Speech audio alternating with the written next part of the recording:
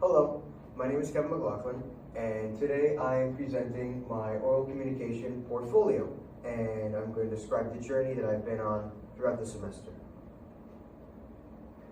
Before I get into that, let me tell you a little bit more about me.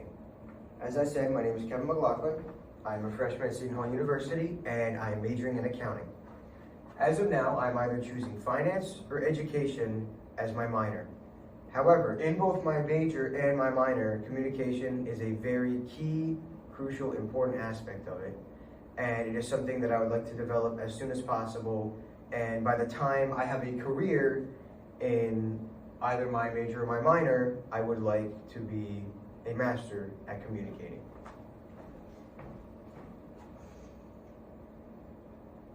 Now, the first thing that I did was I did my icebreaker speech. Now, icebreaker speech is very important because it's the first assignment of the class.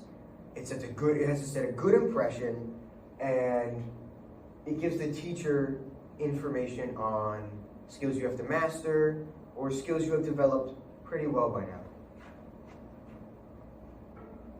Hello, I'm Kevin McLaughlin. I'm an accounting major at Seton Hall University. I'm a freshman, and this is my icebreaker shoe. One talent I have is that I can play the trumpet. I have been playing since the 4th grade, so for about 9 to 10 years, and playing the trumpet has really given me a lot of opportunities in my life. When I first started in 4th grade, I just did it because it was an elective, and then I slowly began to really like and enjoy playing it and the opportunities it gave me. I was able to play in concerts, was able to meet new friends, and I was able to go to, when I joined jazz, do different opportunities at Stills Bank.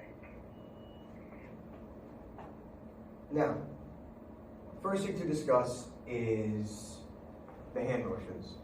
An important part of communicating is with your hands. You can point at things, you can use certain gestures to have the audience understand something. And the feedback I got from my professor was very, very important, and it reflects a lot on the upcoming assignments. First thing was that when you present, you should be standing. If you can't, it's understandable, but as I am now presenting more hand motions, it's better, it's more fluent. Another thing was that my hand motions, besides me pointing at different parts of my shield, were very limited because I was holding my laptop the entire time. And later on in the video, there are some parts where my laptop is not fully in screen. And when you are presenting, you want to make sure that everything can be seen. Although I didn't miss out on too many important things. If it was a more packed slideshow, the audience could have missed an image or two, or a bit of information. With everyone.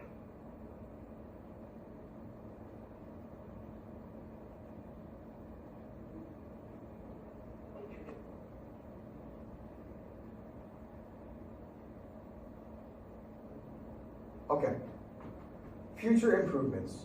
So, as I previously stated, there were 3 key things that I had to fix. One was position, and the feedback that my instructor gave me was very helpful. The position, as he said, he would have rather had me standing up, holding it like this, and presenting like this. Hand motions still would not be addressed, but you could see me standing up and you could see the entire laptop. Movement. I could not use any hand movements like I am now. That was key. And laptop placement. The instructor made it clear that I had to improve the placement of my laptop, either be standing, have it further back. So yeah, I couldn't use my hands, probably the presentation was cut, etc. So that was the first thing I had to work on. The second assignment I'll be discussing is my informative speech about music. This was my first big assignment, and it was something that I spent a lot of time working on. I took the criticism to heart, and I wanted to improve upon that.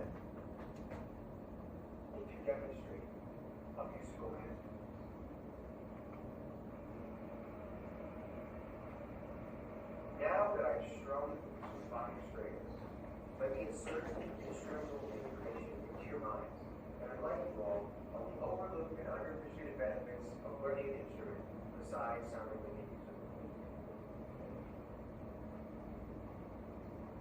Music and cognitive functions. Musical training has been found to combat age-related physiological losses such as auditory and mental control. The brain also engages in brain plasticity, is when the brain changes its structure when learning an instrument, which can help boost many cognitive functions. Also, instrument, a band, or something just to think about the future when you're doing something late.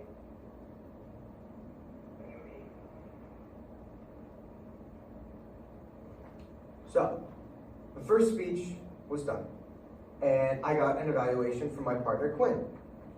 And before I looked at this evaluation, I went back in the video and I noticed a few things I did good and a few things I did bad. One of them being, I did read off the slide a bit, like this, there wasn't much movement looking at the audience. It's better to be very, look, talk rather than look. Talk for a little bit and look. It gives the audience more of a friendly approach, and it gives the audience a perception that you understand the subject better. Now, if we look at Quinn's evaluation, for overall content, I had a 4. I thought Kevin did a good job, finished in good time, and had a very good topic. I kept the time limit down to what it was, and my topic was engaging. 3, effective introduction. My introduction was good. Main point got across a little stiff. That could have been part in me reading off of it like that, or simply I just needed a more engaging introduction to start with. Organization, body, visual aids were good. He said they were good. Conclusion, he said, was solid. He liked my quote. Eye contact, he gave me a 4. I gave the audience good eye contact. Vocals and fluency had a 3. At some points I was loud like this, and some points I was quiet like that. It's better to have a moderate, consistent tone that's not too loud or too quiet. Fluency, good timing, and posture, gestures, appearance, and effective use of notes were 4. Good. I got a 36 out of 40 on the peer review. This was very important to me. This was the next step in evaluation for my second speech. Future improvements that I noticed I had to work on. First one was my introduction. I needed to make it more engaging, less stiff, get the audience reeled in a lot quicker. Fluency. Fluency was solid. Did use a few filler words like and they slow down a speech. They start to make it drag a bit. I try my best to cut those out when I'm speaking. And I had not paused as much as I wanted to. I sort of kept rambling, didn't have a time for the audience to stop and think about what I was talking about.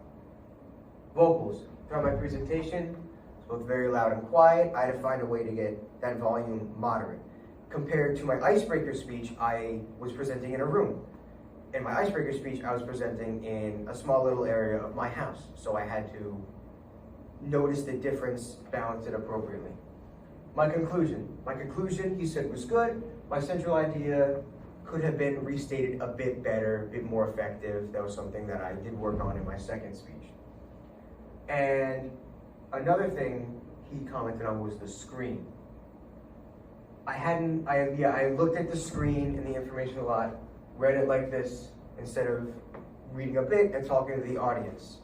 As I said, that is something that I try my best to cut back on. And that is something that I did improve on in my second speech, although I didn't need to use it as much. But anyways, that leads into my second informative speech. The things which is good. I'm learning so many things. I get to experience all these different cultures and learn a lot about people who I would have never grown up around in my old town. I do agree that there's many opportunities that come with being in home. And I know that transition from high school to college is rough to some, but it's a big change in transition. So, regarding the stress of work, is there anything you do to cope with that stress? Music, as I mentioned before. I've been doing musical stuff ever since I was about 3 years old. Very into theater. I love cheerleading. I would love to be able to join the St. Paul team here.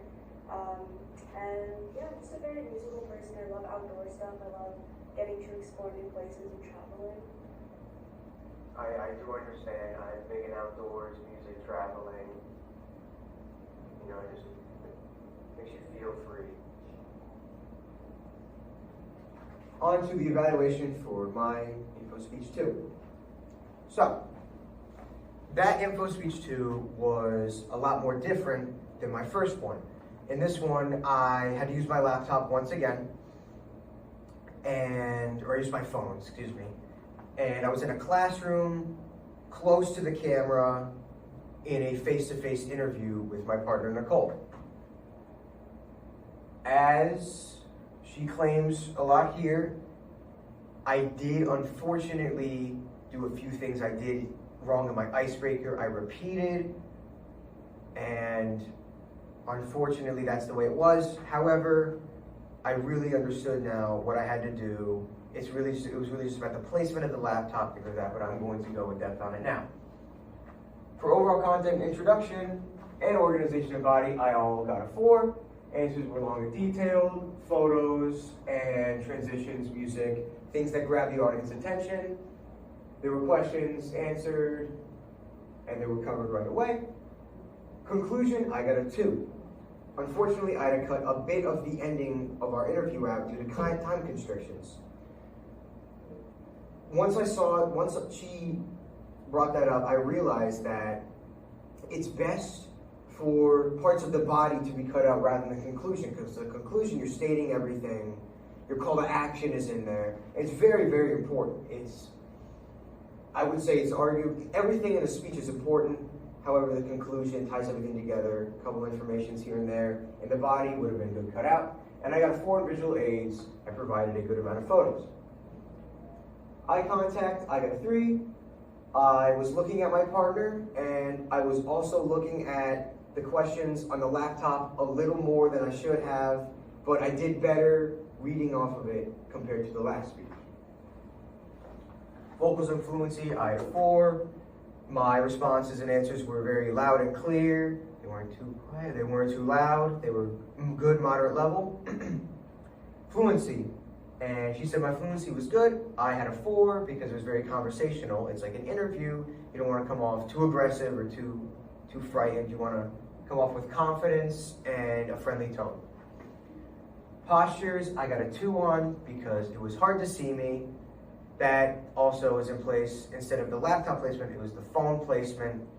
And the way it was angled was there was only half of me, sort of like this.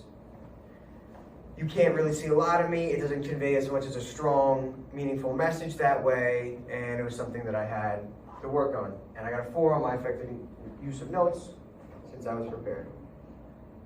And what I did was I compared my first and my second evaluations. The green checks are things that I improved on, things I went from, like, examples, a 2 to a 4, things that went up.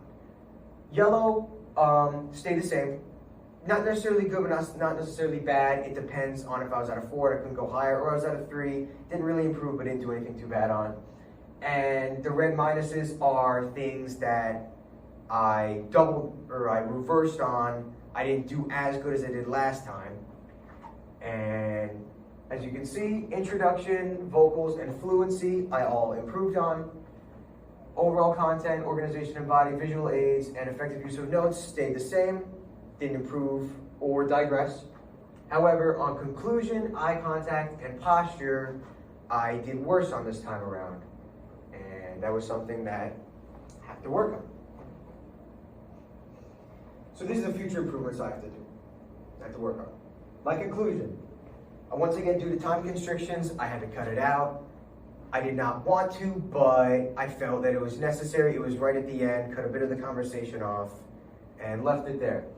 And then I realized how crucial it was to my speech, and I realized that it's got to be cut somewhere else. Conclusion is, don't touch that once you're done with it. Positioning. Once again, this interview was done sitting down. It was at a bit of an awkward angle because the way it was set up was the interview, we had to be moderately close to each other, but we don't want to be too close, too far apart. And so I had to find the right balance. I got to do that next time. I want all of me, all of her, or whoever I will be, whoever my next partner will be, we both have to be in it fully. The last thing was consistent eye contact. Throughout the interview, also when I was going back to watch it, I noticed that there were points where I would look, and then I sort of look away, look at her, look away either at my notes or off in the distance, however. And I feel like consistent eye contact is more friendly, it's more professional, and it's something that I have to work on in the future.